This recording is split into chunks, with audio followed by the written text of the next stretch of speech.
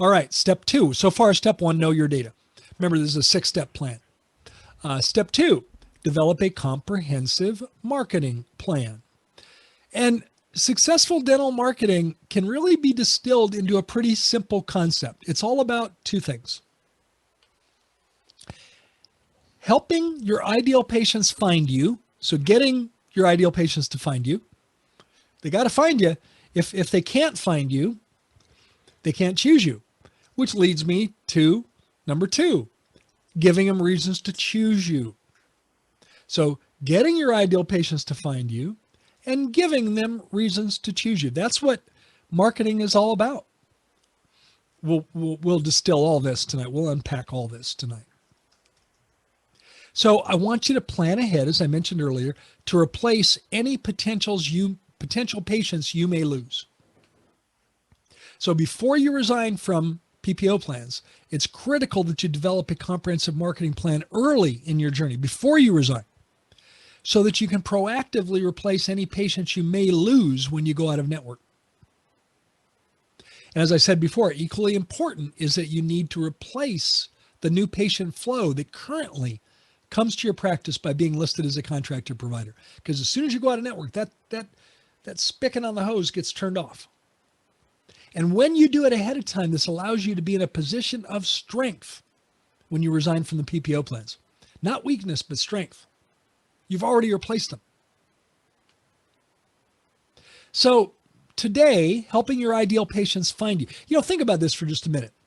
Not so long ago, maybe even just 20 years ago, there were some experts that said, if you're building a dental office, you want to put it on a main street, so that with lots of traffic count, with people going by, so that people can find you. Howard Farran, most of you know Howard Farran. Howard said for years that the key to success is to locate your practice in a high traffic area, where there's, 50, 60, 70,000 cars a day that drive in front of you. I never fully believe that, by the way, but today, instead of being located on a main street, we just have to get found on Google. So Google dominates. It's all about Google. What's the number 1 search engine in the world? Google. What's number 2? Who cares? It literally comes down to who cares. Google is so dominant. Sometimes when I'm doing that live and I ask the audience, what's number 2, they'll say, they'll throw out different search engines, that might be number 2. And they're always wrong. But just in case you're on Who Wants to Be a Millionaire and the question is, what's the number 2 search engine? It's YouTube, which, by the way, is owned by, wait for it, Google. It's all about Google. Literally all about Google. Google has moved beyond being a search engine, and now it has wiggled its way into our everyday speech. Technically, Google is a noun, but in everyday speech, it's been converted to a verb. When you want to know something or find something out on the internet, what do we do? What do we do, Naren? We Google it. You Google it. So Google has been transformed in grammar from a noun to a verb. You Google it. Outside of China, today Google accounts for about 90% of all searches made worldwide, and that includes US and Canada. 90% of the market. That's why I said, who cares what number 2 is? Google grew from a measly 32.8 million searches in the entire year of 2000. That wasn't that long ago. 32.8 million to 6.6 billion searches a day in 2019.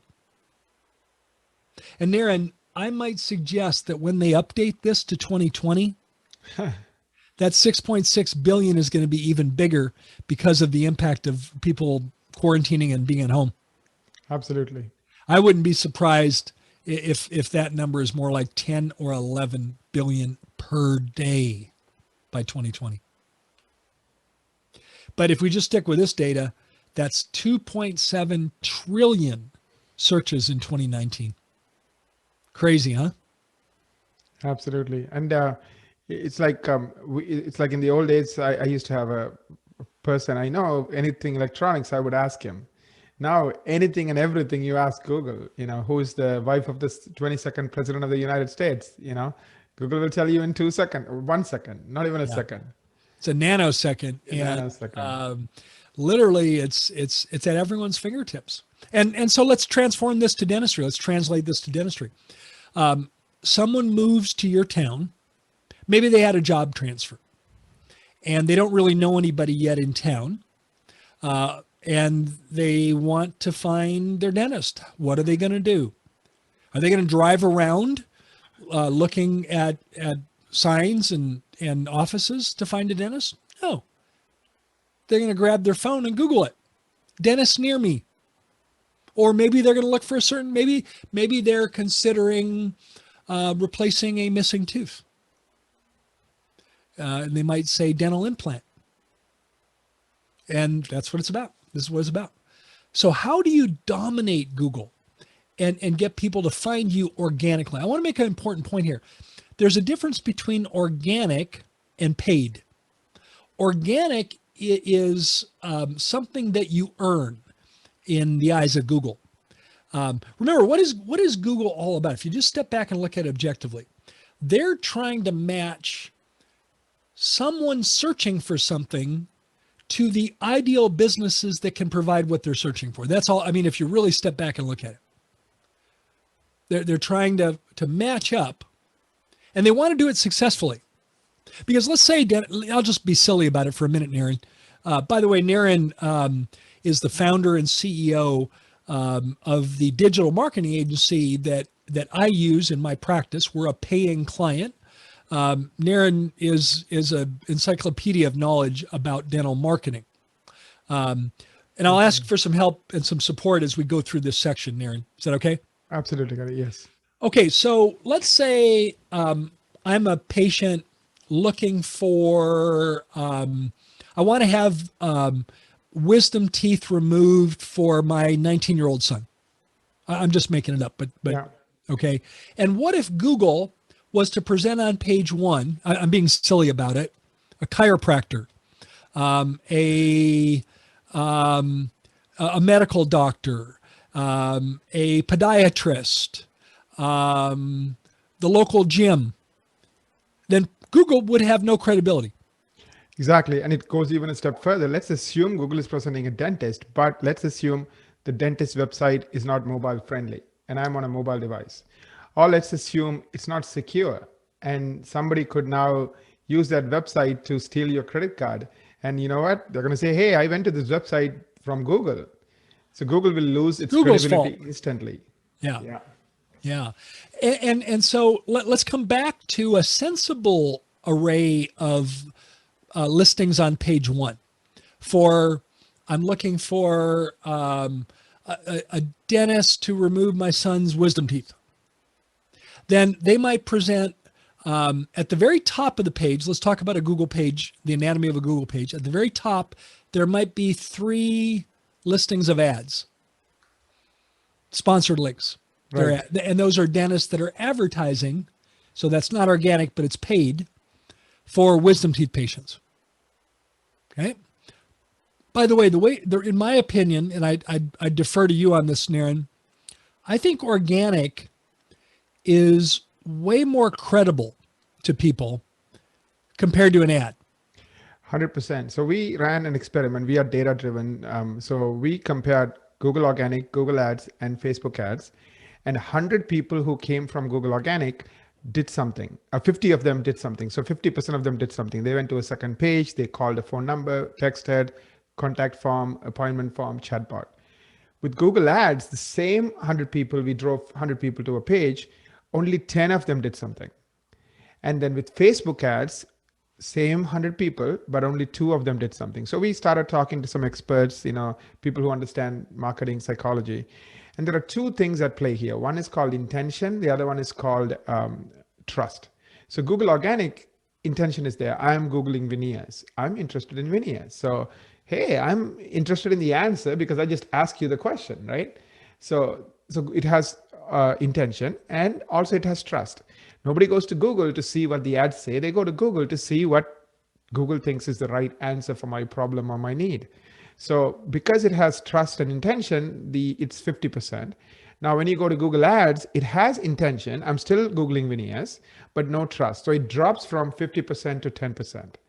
And then when you go to Facebook, it neither has intention nor trust. And the reason is I don't go to social media to find somebody to help me with veneers. I go to social media to see what my friends are up to or what the celebrities that I'm following are up to. So again, my mind is not thinking about, oh, I need a smile makeover. So that's why the percentages are low. Of course, if you're video savvy and you love videos, then Facebook is a great place.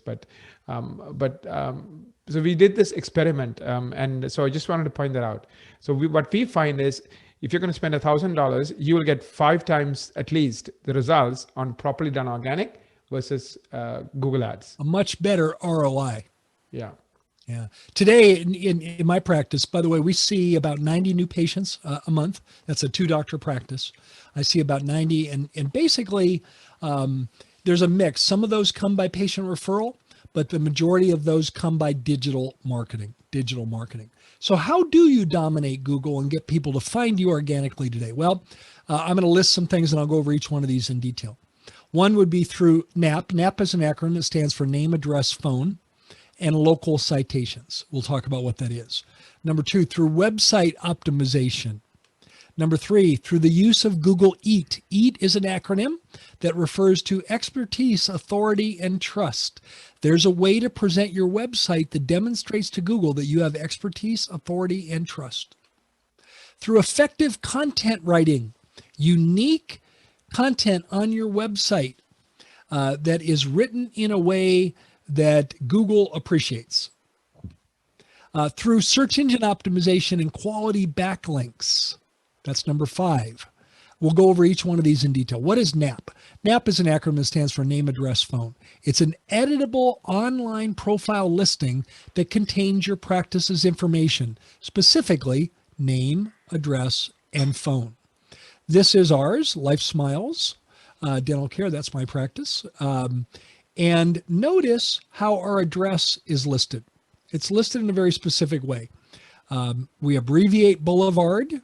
We capitalize Suite, STE. We don't use any punctuation there other than the comma between Phoenix and Arizona. So there are hundreds of online directories. And if your practice has a different way of presenting your name, address, phone in those directories, it will dilute your results on name, address, phone in Google. So Naren's team, they're our marketing agency. They have an entire team that scrubs all the different directories, and they make sure that our practice is presented in one consistent way in terms of name, address, phone, so that enhances our results within Google. And by the way, this is not a one and done project. Every month, their team is scrubbing those listings as new directories pop up like mushrooms after the rain. And it's critical that this be done. Just some couple of data points. So we are managing around 150 profiles now. When we started, it was 0. 98% of the practices, I would even say 99, maybe have 3 or 4 practice websites with correct NAP information. They don't have a team that's working on fixing NAP issues. Why do this? 30% of Google organic algorithm and 25% of Google Maps algorithm depends on how well you're doing on NAP. Now, Gary is ranking for, I think, 485 keywords on the first page or top 10 results of Google. And he's seen 95,000 times a month. I actually have the Google Analytics report I'm going to show in a minute, Naren. Okay. So we'll get to the exact number on that. Now, one thing I do want to point out before we leave the slide is, and I'm not saying this to boast, but notice how many Google reviews we have. 657, average 5 stars.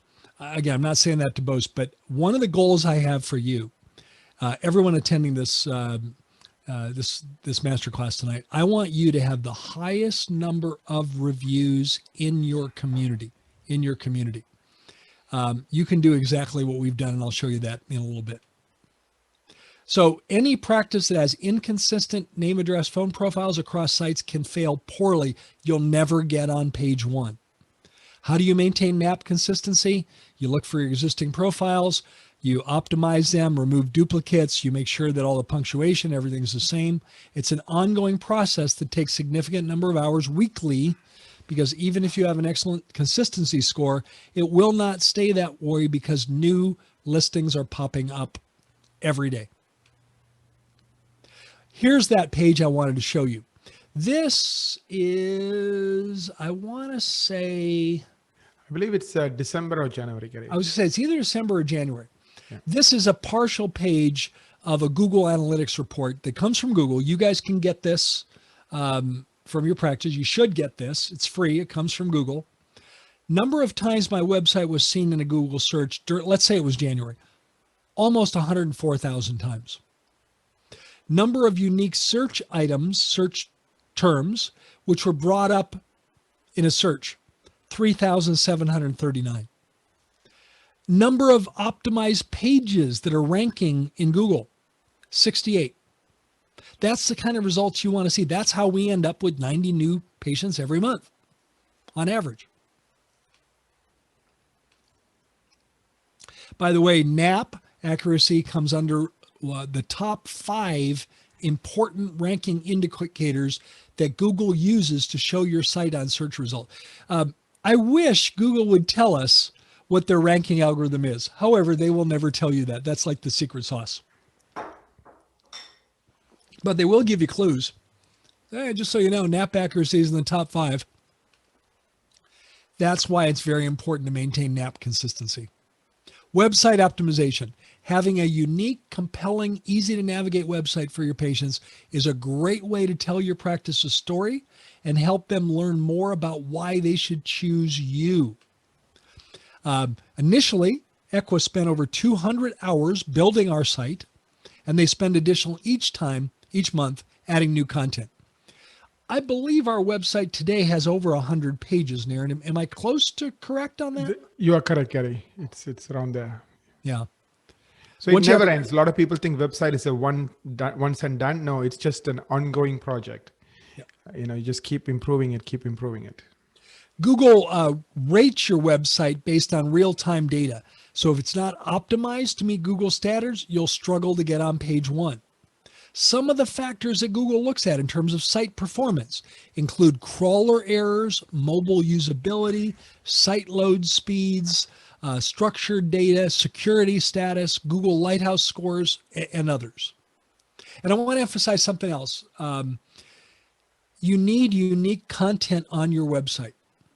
Many dentists don't realize that your website is being duplicated all over the internet, and it was probably done by your marketing company. Your marketing company maybe said, yeah, we'll design your website. We'll give you a zip code exclusive, so we won't sign up any other dentists in your zip code. But meanwhile, they will duplicate your website all over the internet as long as they're outside of your zip code. And your practice will never get on page one if you have duplicate content. Google penalizes duplicate content.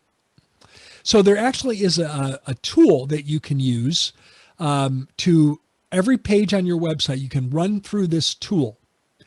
Naren, do you remember the name of the tool? Yes, Copyscape. Copyscape. So it's called Copyscape. You can Google it. Hey, guess what we're going to do with it? We're going to Google it. You can Google Copyscape, and you can run any of your pages. So there's 2 ways you could have duplicate content. Whoever wrote your website used it all over other dental offices, or maybe some dentist was trolling the internet. They liked your website and they just chose to copy and paste it in their own website. So you could run Copyscape, and Copyscape will tell you whether there's duplicate content or not on the internet with your page. And then if there is, you can correct it so that you don't get penalized by Google. But let's go on to Google Lighthouse standards and SEO scores. Google Lighthouse Standards looks at 60 plus factors in determining your search engine optimization score. The standards change over time, so Naren's teams consistently monitor them and make the necessary changes for our website. As a healthcare provider, you need to know about a couple other acronyms, YMYL and Google Eat. YMYL stands for Your Money, Your Life, and EAT stands for Expertise, Authority, and Trust. What is your money, your life? Some industries like healthcare impacts a person's future happiness, health, financial stability, or safety, for better or worse. Google calls these industries and pages your money, your life, or in short, YMYL. What they're basically saying is, if you're in a YMYL industry, they've got to do an extra good job of screening because they don't want to direct people to shabby businesses, shabby practices. Google has very high page quality standards for YMYL pages because low quality YMYL could negatively impact a person's health, happiness, financial stability, or safety. Dental practices websites fall under the YMYL category. The pages need to receive a high EAT score to be seen as quality websites. And if you don't, you won't appear on page 1. EAT, Expertise, Authority, Trust. Once Google decides your page has been identified as a beneficial resource, it determines if the website is a YMYL site or not. And then the site's level of expertise, authority, and trust is carefully considered. You know, think about this for just a minute. Just a second. With the help of high quality search engine optimization content, today my practice is seen over 104,000 times in search results each month. If the content on your site isn't optimized, the chances of your practice showing up when a patient is looking for treatment or looking for a dental office is going to be very low. You've got over 15 dedicated U.S. writers who spend thousands of hours each month to ensure that the research and thought is put into creating content designed for your practice and for your patient base before you ever get a chance to even take a look at it. In turns, help us create and maintain content that Google loves. Remember, your website is not just written for you or your patients, it's also being written for Google. Now, how do you get ideal patients to choose you? What I covered so far was about helping people find you. So marketing is 2 parts, helping them find you and then Now we got to give them a reason to choose us. Yeah, influencing them so they are more likely to choose you. Let me introduce you to Robert Cialdini and his 6 principles of influence. This is Robert Cialdini here to the right. He's a world-recognized psychologist and a professor in marketing. I always like to use a clinical analogy when I kind of introduce Robert Cialdini. Clinically, let me name some people. Dr. Gordon Christensen, Dr. Frank Spear, Dr. David Hornbrook, Dr. Leanne Brady, Dr. John Kois, Dr. Chris Marchek. I think all of you would agree that, Naren, you know the world of clinical dentistry fairly well. Those names I just named, where are they? They kind of like, okay. Who's who, right? Yeah, who's who in dentistry. They're the best. Yeah. In the same way in marketing, it's one guy. It's Robert Cialdini. His 35 plus years of evidence-based research helped him discover that when 6 principles are at play, people are 3 times more likely to say yes and to take action. 3 times more likely. In recognition to his research and contribution to the world of influence psychology, Dr. Cialdini is known as the foundational expert in the science of influence. By the way, he's written 2 New York Times bestsellers. Each one of his books, he chooses to title his books with a single word headline or title of the book. His first book was titled Influence, and his second book was titled Persuasion. Persuasion. Now, little sidebar here. Some of you may know that my wife is a yoga instructor. Her second career, she teaches yoga. She was a kindergarten teacher for many years. Robert Cialdini's, he lives here in Scottsdale. He's a neighbor, actually. And Robert Cialdini's executive assistant is one of my wife's yoga students. And she recently told, she knows that I have a deep appreciation for Robert Cialdini. And so the executive assistant does. And so she told my wife recently, said, hey, tell your husband that we're just about finished with a third book. It's still in its final editing. And she said, we'll make sure Gary gets an advance copy of that. So anyways, his third book is coming. If you haven't read the first two, Influence and Persuasion, I'd strongly encourage you to either read them, listen to them, audiobook them, whatever you do, and buy his third one when it comes out. There are certain principles of influence. These principles, when used effectively, create a moment. This is his principle, his central thesis. When these principles, when used effectively, create a moment, in that moment, people are at least 3 times more likely to act, which means to say yes. And the key for success, therefore, are 2 things. How do you leverage the principles of influence to create the moment? And then secondly, how do we leverage the fleeting moment so we don't miss it? What are these 6 principles of influence? Here they are. Social proof. Hey, if other people are doing it, might be worth doing it. Liking. We tend to like people that are like us. Authority. When Oprah Winfrey recommends a book in her book club, the book literally becomes an instant bestseller. It doesn't matter who the author is. It doesn't matter what the topic is. It doesn't matter if it's their first book. If Oprah says buy it, what do? You buy it. Yeah. If Michael Jordan showed up at the high school basketball practice, you think that team might pay attention to Michael Jordan? Pretty sure they Pretty sure they would. If Phil Mickelson showed up at a junior golf clinic, do you think the golfers would pay attention? You bet they would. Scarcity. We want what we can't have. It's an odd principle, but it's true, isn't it? Reciprocity. What's reciprocity? Reciprocity is when someone does something for you, you want to do something for them. We want to give it back. Commitment and consistency. Commitment and consistency. When you make a commitment to do something, you're more likely to do it. And consistency is important.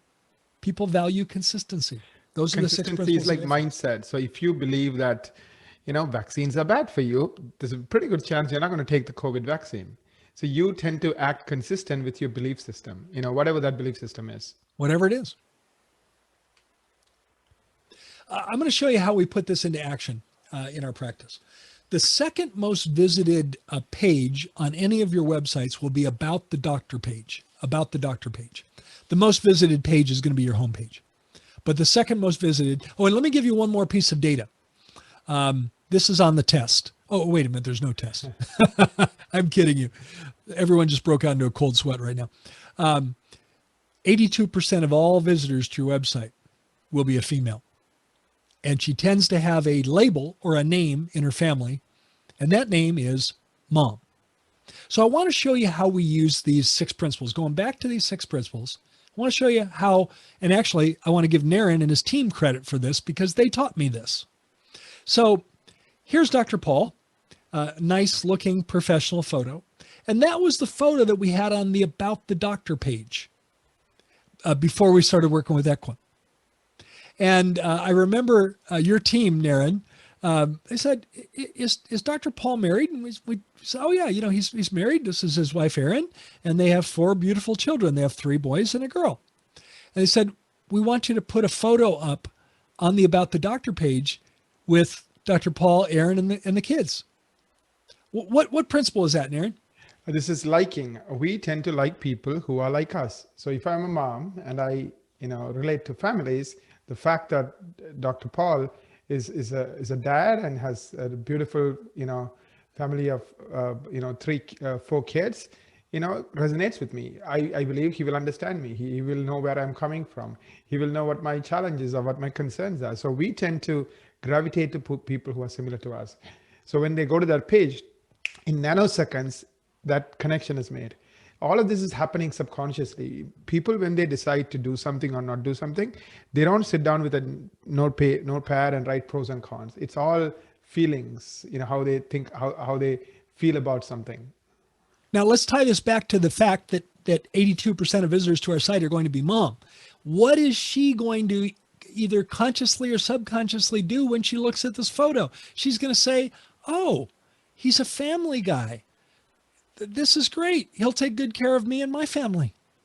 So just to show you, be consistent. Here's Dr. Tim. Nice looking professional photo, but this is the money photo. By the way, ironically, all three of us, Paul, Tim, and I, all have 4 kids. My kids are adults. Their kids are obviously much younger. So Paul, if I go back to Paul, 3 boys and a girl. Gary, the opposite of Paul, 3 girls and a boy. And Tim is on Team Gary, 3 girls and a boy. So here's Tim with his beautiful wife, Brittany, and their 3 daughters and their 1 son. And again, same thing. What does mom say? This is a nice photo, but mom is drawn to this photo. And what does that say? Oh, another family guy. These guys are good. This is where I'm going to bring my family. It's all happening subconscious. Really good website marketing happens seamlessly. It's not about yelling at them. It's not about flashing colors. There's a lot of discussion on web. Well, Naren, should I use yellow or red, to announce something on my practice? In my mind, that's yelling. I'd rather see it be done seamlessly, quietly, subtly, but effectively. And that's what Robert Cialdini's 6 principles are all about. So what Naren's team has done is they've taken those 6 principles, back up again, taken these 6 principles and completely adapted them to dentistry.